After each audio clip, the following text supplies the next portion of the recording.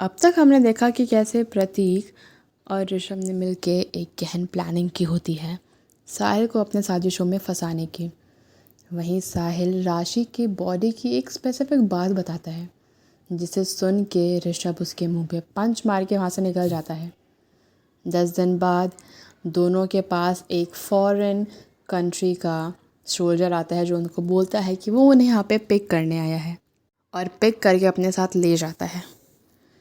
दोनों घबराते हुए अंदर उस प्लेन में जाती है तो अंदर का नज़ारा देख के बहुत सरप्राइज्ड होती है क्योंकि अंदर प्रतीक उन्हें मिलता है। प्रतीक उन दोनों को अपने साथ इंडिया वापस ले जाने के लिए आया होता है, लेकिन क्योंकि वो अपनी शक्ल बाहर किसी को नहीं दिखा सकता था कि कहीं किसी की नज़र उस पर ना हो, इसलिए वो सोल्जर उन्हें वहाँ तक लेने गया होता है। प्रतीक, आई मिस्ड यू। समीक्षा भागते हुए प्रतीक के गले लग जाती है और वहीं प्रतीक भी उसे अपनी बाहों में उठा के गोल गोल घुमाने लगता है। I missed you too my baby. अच्छा, जीजू नहीं आए क्या हमें पिक करने? नहीं, एक्चुअली उसे थोड़ा सा काम था तो वो नहीं आ पाया। राशि, come and have a seat. अब हम अगले 15 मिनट में टेक ऑफ के लिए रेडी हो जाएंगे, तो जल्दी से अपनी सीट पर जाके बैठ जाते हैं। आई नो, पिछले बार जब तुम लोग कोरिया से भागे थे तब इतना एक्स्ट्रा ऑर्डिनरी प्लेन नहीं था तुम लोगों के पास।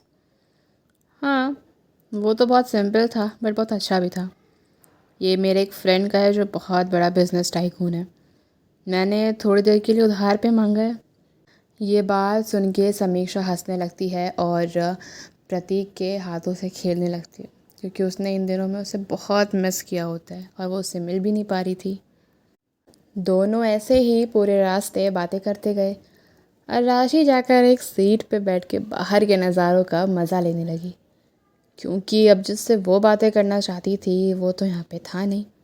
तो वो अंदर से बहुत ज़्यादा एक्साइटेड, नर्वस, खुश, इमोशनल, सब तरह के इमोशंस फील कर रही थी। इन शॉर्ट वो इस टाइम बहुत मिक्स्ड इमोशन से गुजर रही थी और जल्दी से जल्दी अपने घर पहुंचना चाहती थी। अपने पेरेंट्स से मिलना चाहती थी, अपने इन लॉज से मिलना चाहती थी और मोस्टली ऋषभ से मिलना चाहती थी। उसने यही सोचा था कि उसको घर बुलाया जा रहा है, इसका मतलब वहाँ की सारी चीज़ें सॉर्ट आउट हो चुकी हैं। वो रास्ता बहुत लंबा था।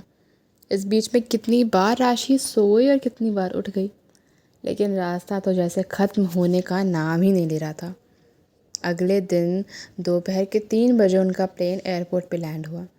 इस बीच में उन लोगों को काफ़ी अच्छा रेस्ट मिला था, इसलिए कोई भी ट्रैवलिंग की वजह से थका हुआ नहीं था। प्लेन में सारी फैसिलिटीज़ अवेलेबल थी और यहाँ तक कि बेड भी अवेलेबल था, जिसकी वजह से सब बहुत अच्छे से ट्रैवल करके आए। राशि काफ़ी एक्साइटेड थी कि एयरपोर्ट पर लेने शायद उसे कोई ना कोई ज़रूर आएगा, लेकिन प्रतीक ही उन दोनों को अपनी गाड़ी में पिक करके एक जगह लेकर गया। उसने राशि को एक सैलून के पास छोड़ा और कहा कि यहाँ पर उसका ट्रीटमेंट होगा, स्पा और जो भी उसे करवाना है वो करवा सकती है। अंदर एक लेडी से वो बात करके आ चुका था। वो समीक्षा को लेकर वहाँ से जाने लगा तो समीक्षा ने राशि से कहा, तू टेंशन मत ले, अंदर तेरे लिए एक अपॉइंटमेंट बुक करवा के रखी है, तो तू जा अपना पूरा अच्छे से ट्रीटमेंट करवा ले। अब तो जीजू से इतने दिनों बाद मिलेगी तो थोड़ा बहुत ड्रेस्ड अप होना तो बनता है ना। ऐसे जाएगी क्या उजड़ी हुई सी? राशि को सब कुछ बहुत अजीब तो लग रहा था, लेकिन उनकी बातें मान के वो अंदर चली गई। तू साथ नहीं चलेगी क्या? नहीं, मेरा बॉयफ्रेंड तो मुझे पहले ही मिल चुका है, तो मैं किसके लिए रेडी होंगी। तू जा, मैं तो अपने घर जा रही हूँ भाई, कितने दिनों बाद अपने पेरेंट्स से मिलूँगी। और इतना बोलकर वो उसके साथ चली जाती है।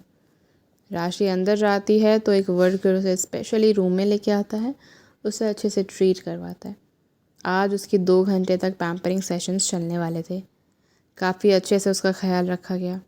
उसका मैनिक्योर हुआ, पेडिक्योर हुआ, उसको जो जो चीज़ें लग रही थी सब फ्री ऑफ कॉस्ट थी, ऐसा राशि को उन लोगों ने कहा। कब ये सब होते होते रात के 9 बज गए पता ही नहीं चला। सेशन था 2 घंटे का और एक के बाद एक चीज़ें बढ़ते बढ़ते इतनी लंबी खिंच गई। उसके बाद वहाँ पर श्याम आया जिसको राशि 5 महीनों के बाद देख रही थी।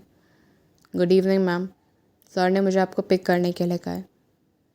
पर ऋषभ कहाँ है और वो मुझसे मिलने क्यों नहीं आया एयरपोर्ट पे? मैम, सर बहुत ज़रूरी काम में बिज़ी थे, उन्होंने आपके लिए एक ड्रेस भिजवाई है, आप प्लीज़ इसमें चेंज कर लीजिए। ऋषभ ने एक साड़ी राशि के लिए भिजवाई थी जो वो चाहता था कि दोबारा मिले तो इसी साड़ी में मिले। श्याम उसे वहाँ से एक जगह लेके जाता है जो राशि के लिए बिल्कुल अनजान थी। पूछने पर पता चलता है ये एक फार्म हाउस का एरिया था जिसमें ऋषभ ने भी एक घर खरीद रखा था। यहाँ पर मोस्टली वो लोग अपनी हॉलीडेज़ वेकेशंस में आया करते थे और आज वहीं पे ऋषभ उससे मिलने वाला था, ना कि अपने घर पे। जैसे जैसे वो उस घर के करीब जा रही थी वैसे वैसे उसके दिलों की धड़कनें बढ़ती जा रही थी। राशि वहाँ गई, उसने जैसे दरवाज़ा खोला तो उसके ऊपर गुलाब के पंखुड़ियों की बारिश हो गई। इस टाइम वो बहुत सुंदर लग रही थी।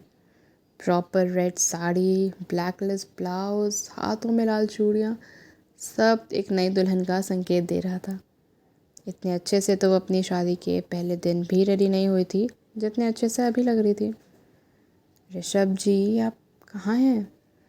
वो पूरे घर में ऋषभ को ढूंढते ढूंढते ऊपर टेरेस पे पहुंच जाती है, जहाँ पूरा टेरेस उन दोनों की फ़ोटो से सजा हुआ था।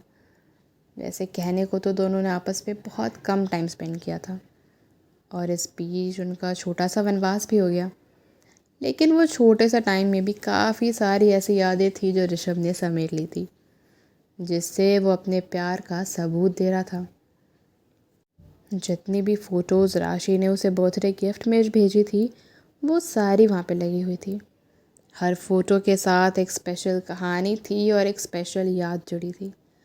उनके भोपाल ट्रिप की फ़ोटो, उनके बैंगलोर में 2-3 दिन के स्टे की फ़ोटो, शादी की फ़ोटोज़, रिसेप्शन की फ़ोटोज़, बहुत सारी ऐसी चीज़ें थी जिसको देखकर राशि बहुत खुश हुई और तभी उसे एहसास हुआ कि किसी ने उसकी कमर में हाथ डाला है और वो वहीं पे फ्रीज़ हो गई। इतने टाइम बाद ऋषभ की उस फेमिलियर स्मेल से वो बहुत अच्छा फील कर रही थी। वो मुड़ के देखना चाहती थी लेकिन बहुत शर्मा भी रही थी।